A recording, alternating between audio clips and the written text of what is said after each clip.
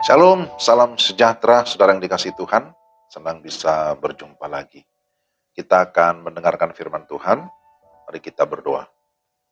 Kami mengucap syukur kepadamu ya Tuhan, setiap kali ada kesempatan bagi kami mendengarkan firman-Mu. Kami mohon pencerahan dari Roh Kudus, sehingga kami dapat mengerti dan menerima firman-Mu dengan baik. Dalam nama Yesus kami berdoa. Amin. Firman Tuhan dari Galatia 5 ayat 1. Supaya kita sungguh-sungguh merdeka, Kristus telah memerdekakan kita. Karena itu berdirilah teguh dan jangan mau lagi dikenakan kuk perhambaan. Demikian firman Tuhan. Tema renungan kita, sungguh-sungguh merdeka.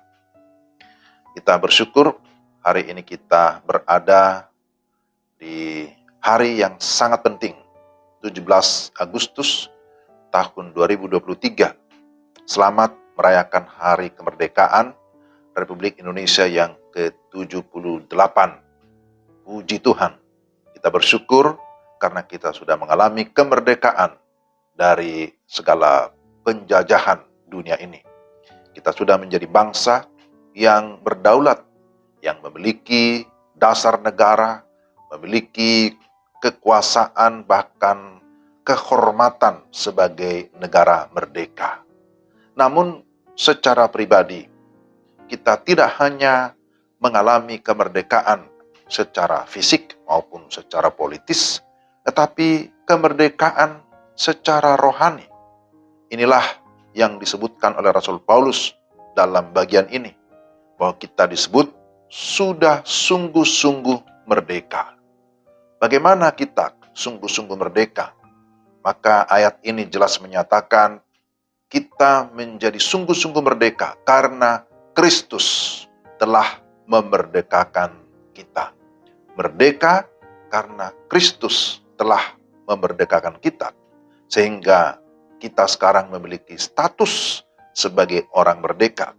Kematian Kristus di atas kayu salib menggantikan kita. Sehingga melalui kematiannya, kita memperoleh penebusan, kelepasan, dan juga kehidupan yang baru. Kita tidak lagi di bawah perbudakan dosa, tidak lagi di bawah kutuk hukum Taurat, tidak lagi di bawah penghukuman, tetapi kita sudah mengalami kelepasan bahkan pembenaran. Dan melalui pembenaran di dalam Kristus, kita dinyatakan sebagai orang-orang benar, dinyatakan sebagai orang merdeka, bahkan kita mendapatkan status sebagai anak-anak Allah. Luar biasa. Inilah kemerdekaan yang sesungguhnya yang kita sudah alami, yang kita sudah dapatkan melalui Kristus Yesus, Tuhan dan penyelamat kita. Maka selanjutnya dikatakan di sini, karena itu berdirilah teguh dan jangan mau lagi dikenakan kuk perhambaan. Bahwa kemerdekaan itu harus kita pelihara, harus kita pertahankan. Berdirilah teguh, stand firm, dan jangan mau lagi dikenakan kuk perhambaan atau dosa. Artinya jangan mau balik lagi ke dalam kehidupan yang lama. Mari kita sama-sama berkata tidak kepada dosa. Jangan kompromi dengan dosa. Karena dosa itu memikat dan bisa menjatuhkan bahkan merusak hubungan kita. Baik hubungan dengan Tuhan, hubungan dengan sesama. Maka kalau kita perhatikan dalam Galatia 5 ayat 19-21, di sana dikatakan supaya kita menjaga diri kita dari segala perbuatan-perbuatan dosa atau perbuatan daging. Ya, jadi mari kita berkata tidak kepada dosa. Jangan lagi mau diperhamba oleh dosa, karena memang dosa itu bisa menarik, ya, seperti digambarkan di dalam Mazmur pasal 1, bahwa ada orang yang berjalan, kemudian berdiri, akhirnya duduk di dalam dosa. Maka Paulus dengan tegas berkata kepada orang-orang Galatia, jangan bodoh, kamu sudah dibenarkan dan sudah dimerdekakan melalui penyaliban Kristus. Jangan lagi kembali kepada hukum Taurat, bahwa bagi kita berita salib adalah berita kekuatan, berita hikmat, bahkan juga berita kemenangan. Sangat berbeda dengan pemahaman orang-orang Yunani pada masa itu, bahkan juga orang Yahudi, juga orang Romawi yang menganggap bahwa salib itu sebagai lambang kebodohan, salib dianggap sebagai batu sandungan atau kutuk, salib dianggap sebagai kelemahan. Tapi bagi saya, bagi kita orang-orang percaya, salib Kristus itulah tanda kemerdekaan, tanda kelepasan, tanda kemenangan. Maka yang terakhir saudara-saudara, mari kita mempergunakan kemerdekaan dengan bertanggung jawab.